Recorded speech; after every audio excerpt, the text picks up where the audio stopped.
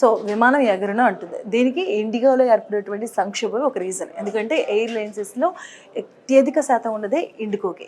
అలాగే దీన్ని మిగతా ఎయిర్లైన్స్ వాళ్ళని క్యాష్ చేసుకుంటున్నారు. దాన్ని ఎలా ఒకసారి చూద్దాం, మీకు వివరించే ప్రయత్నం చేస్తాం. ఫస్ట్గా మేక్ మై ట్రిప్లోకి వెళ్దాం. ఓకే, ప్రజెంట్ సిటీస్లో ఎలా ఉన్నాయి అన్నది ఒకసారి చూద్దాం. ఓకేనా,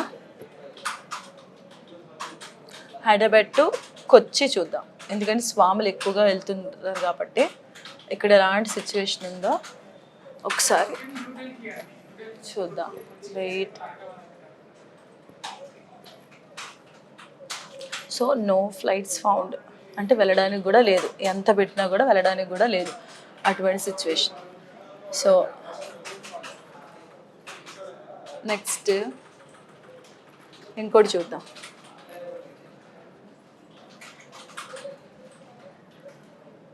హైదరాబాద్ టు న్యూఢిల్లీ చూద్దాం.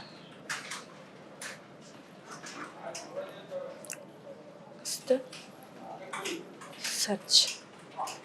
సో ఇక్కడ కూడా నో ఫ్లైట్స్ ఫౌండ్, ఇది కూడా అంటే ఫ్లైట్స్ లేవు క్లియర్గా అని చెప్తుంది.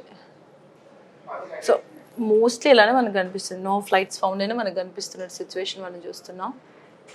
అలాగే ఎక్కువగా ఇంకోటి రద్దీగా ఉండేది New Delhi to Mumbai, Mumbai to New Delhi, Mumbai to Kolkata, New Delhi to Kolkata. ఇవి ఎక్కువగా బిజినెస్ కేటగిరీస్ వాళ్ళు ఎక్కువ తిరిగి, అంటే ఒక డేలో వెళ్ళి వచ్చేటట్టుగా చూసుకుంటూ ఉంటారు. సో వాళ్ళు ఎక్కువ తిరిగి ఈ ప్లేసెస్లో ఎలాంటి సిచ్యువేషన్ ఉందో చూద్దాం.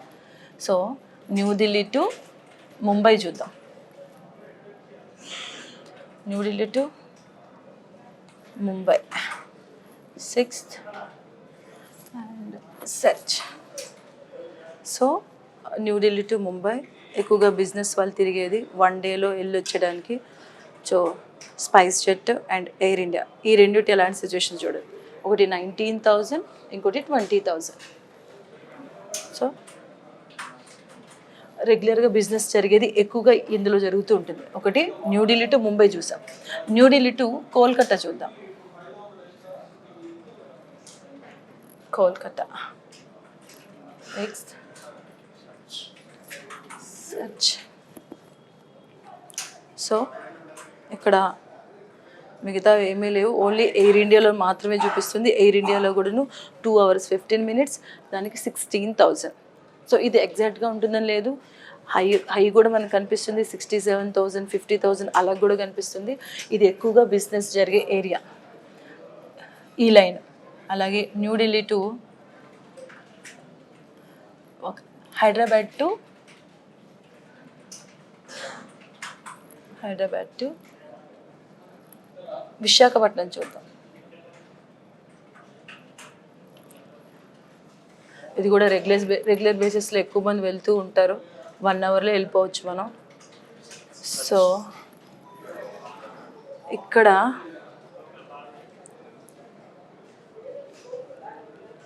రెండు కూడా ఎయిర్ ఇండియా ఎక్స్ప్రెస్ వే కనిపిస్తున్నాయి మనకి. ఒకటి 9 hours 40 minutes, మనకి బేసిక్గా 1 hour 35 minutes, 1 hour 40 minutesలో వెళ్ళిపోతాం మనం హైదరాబాద్ టు విశాఖపట్నం. బట్ ఇక్కడ 9 hours 40 minutes, ఒకటి 11 hours 55 minutes. సో ఒకటి 9 hours 40 minutes, ఇంకొకటి 11 hours 55 minutes. ఇది వయా బెంగళూరు, రెండు కూడా via Bengaluru. Direct connective flights, ఇవన్నీ కనెక్టివ్ ఫ్లైట్స్, డైరెక్ట్ ఫ్లైట్స్ మనకు చూపించట్లేదు. ఒకటి 49,034. బేసిక్గా మనకి ఈ హైదరాబాద్ టు విశాఖపట్నం మనకి 4,000 ఉంటుంది. ఆ రోజు వెళ్ళాలి అనుకుంటే మహా అయితే 8,000 వరకు ఉంటుంది. బట్ ఇక్కడ 49,000 చూపిస్తుంది. అండ్ హైదరాబాద్ టు విజయవాడ చూద్దాం. హైదరాబాద్ టు విజయవాడ ఇక్కడ కూడా నో ఫ్లైట్స్ ఫౌండ్, అంటే ఏం లేవు క్లియర్గా చెప్పేస్తుంది, వీఆర్ సారీ అని. సో ఇది కూడా మనకి హైదరాబాద్ నుంచి రెగ్యులర్గా ఎక్కువగా వెళ్తూ ఉండే ప్లేసెస్ ఇవి. So Hyderabad to Vijayawada, Hyderabad to Visakhapatnam. So basic no flights found, అలాంటి సిచ్యువేషన్ మనం చూస్తున్నాం. హైదరాబాద్ టు కొచ్చి చూద్దాం.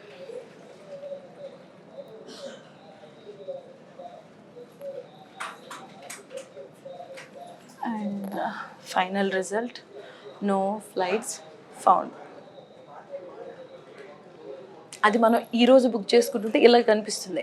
అంటే ఆల్రెడీ ఈ టైంకి బుక్ చేసుకుని ఉన్న వాళ్ళు కూడా ఉంటారు కదా, వాళ్ళ సిచ్యువేషన్ ఏంటి కూడా ఒక ప్రశ్నార్థకంగా మారిన సిచ్యువేషన్ ఉంది ఇప్పుడు. సో కేంద్ర ప్రభుత్వం కూడా ఆర్డర్స్ ఇచ్చింది, డీజీసీఏ కూడాను ఇవ్వడం జరిగింది, ఈ లిమిట్స్కి మించి కూడా దాటకూడదని కూడా క్లియర్గా చెప్పింది. బట్ స్టిల్ మన 49,000, 16,000, 59,000 అలాంటి సిచ్యువేషన్ మనం చూస్తూ ఉన్నాం. అలాగే హైదరాబాద్ టు న్యూఢిల్లీ చూద్దాం. New Delhi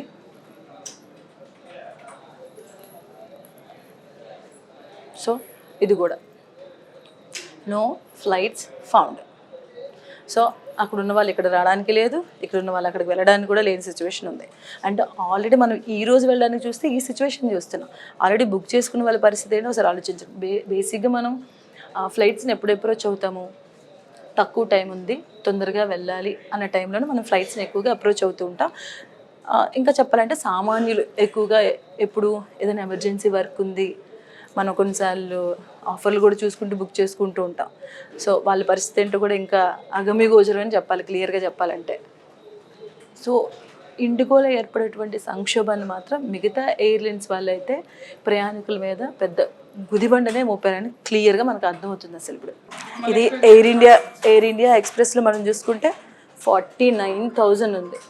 50,000 via Bengaluru 9 hours 40 minutes పడుతుంది మనకి హైదరాబాద్ టు విశాఖపట్నం. జస్ట్ మనం 2 hours వెళ్ళేది 9 hours 40 minutes పడుతుంది ఇక్కడ. And more over 49,000. ఇది ఎవరన్నా అసలు దీన్ని ఎవరైనా చూస్ చేసుకుంటారు ఎంత ఎక్కువగా ఉంటే అలాంటి సిచ్యువేషన్ మనం ఇప్పుడు ఫేస్ చేస్తూ ఉన్నాం ప్రయాణికులు.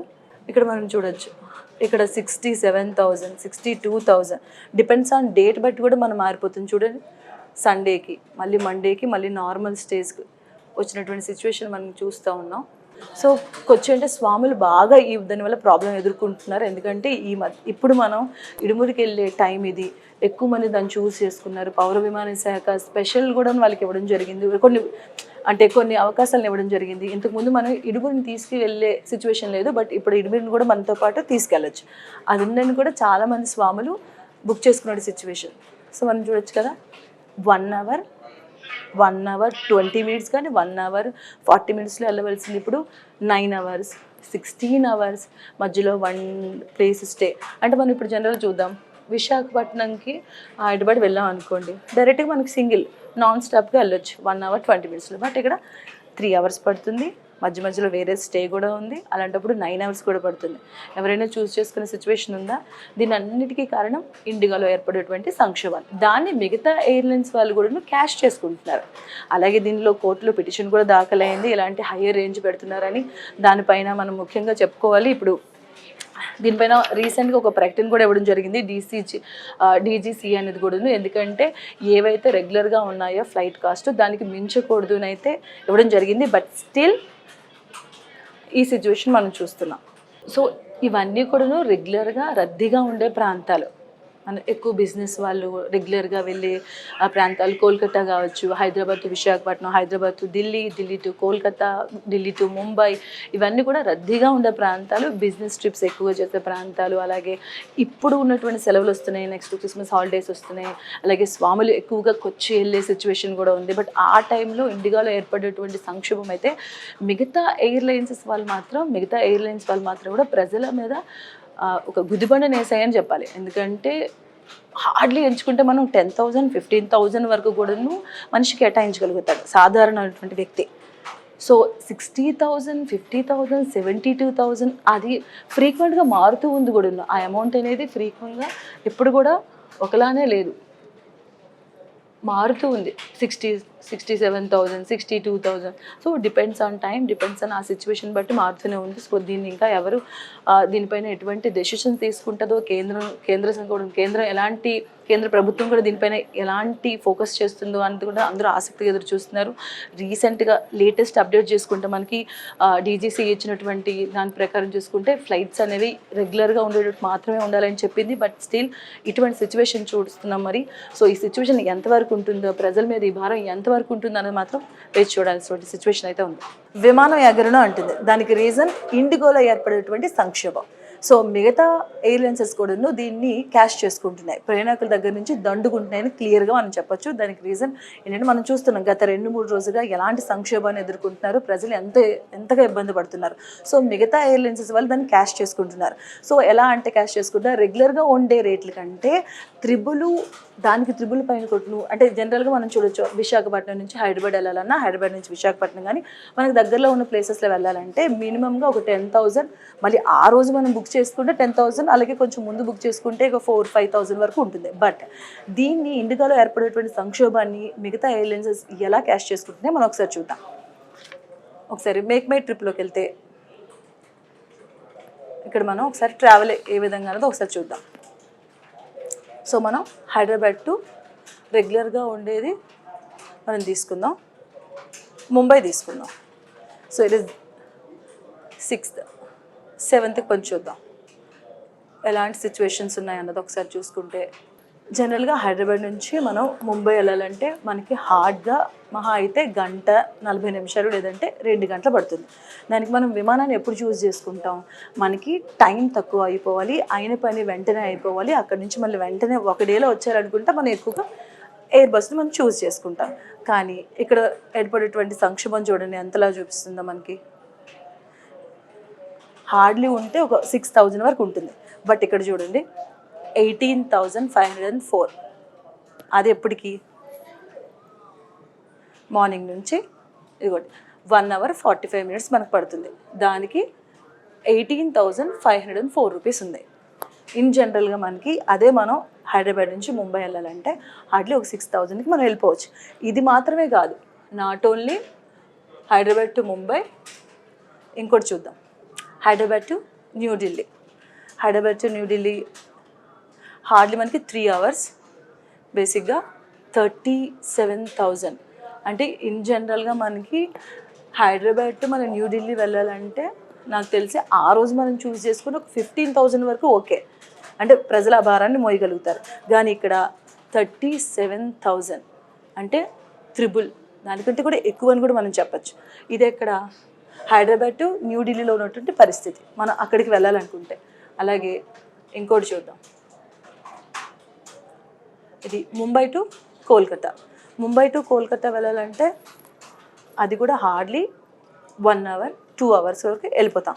కానీ ఇక్కడ వీళ్ళు చూస్తుంది చూడండి, ఒక స్టాప్లో మనం స్టే చేయొచ్చు, 12 hours 10 minutes చూపిస్తుంది. దానికి ముంబై టు కోల్కతా వెళ్ళాలంటే 62,000. ఎవరైనా సామాన్యులు ఎవరైనా దీని అసలు చూస్ చేసుకుంటారా ఇలా అయితే? కానీ ఇప్పుడున్న సంక్షోభం ఎంతటి ప్రభావం చూపిస్తుందో, మిగతా ఎయిర్లైన్సెస్ వాళ్ళు ప్రజల మీద ఎంతటి భారాన్ని మోపుతున్నారో మనం క్లియర్గా మనకి ఇక్కడ అర్థమవుతుంది. అలాగే ఇంకో ప్లేస్ చూసుకుందాం, హైదరాబాద్ టు కొచ్చి. ఇది మనం స్పెషల్గా చెప్పుకోవాలి, ఎందుకంటే ఈ టైంలో స్పెషల్గా స్వామి వాళ్ళు ఎక్కువగా మనకి ఇడుములు చూస్తూ ఉంటాం, శబరిమల వెళ్తూ ఉంటారు. అలాగే ఎయిర్లైన్స్ అంటే మన కేంద్ర విమానయాన శాఖ నుండి ఒక స్పెషల్ వాళ్ళకి ఇవ్వడం జరిగింది, విడుముడిని కూడా తీసుకెళ్ళొచ్చు అన్న తర్వాత ఎక్కువగా బుకింగ్స్ కూడా చేసుకున్నారు. వాళ్ళు ఇంకా ఎక్కడైతే ఎయిర్పోర్ట్స్లో ఇంకా పడిగాపులు కాస్తున్నటువంటి సిచ్యువేషన్లో ఉన్నారు. మనం చూస్తున్నాం గత 3 రోజులుగా ఎలాంటి సంక్షోభాన్ని ఎదుర్కొంటున్నారు, ముఖ్యంగా ప్రయాణికులు ఎంత ఇబ్బంది పడుతున్నారో మనం చూస్తున్నాం. బట్ ఇక్కడ చూడండి, నో ఫ్లైట్స్ ఫౌండ్ అంటే అసలు ఫ్లైట్స్ లేవని క్లియర్గా చెప్తుంది. మనం ఇంతకు ముందు చూసినవి. అలాగే ఇంకోటి, జనరల్గా మనం హైదరాబాద్ నుంచి విశాఖపట్నం చూద్దాం ఒకసారి. విశాఖపట్నం ఈ రోజుకి చేసుకుంటే నాన్ స్టాప్ 3 hours పడుతుంది మనకి. బేసిక్గా మనకి హైదరాబాద్ నుంచి విశాఖపట్నం వెళ్ళాలంటే 1 hour 35 minutes మాత్రమే పడుతుంది. బట్ ఇక్కడ 3 hours 37,000.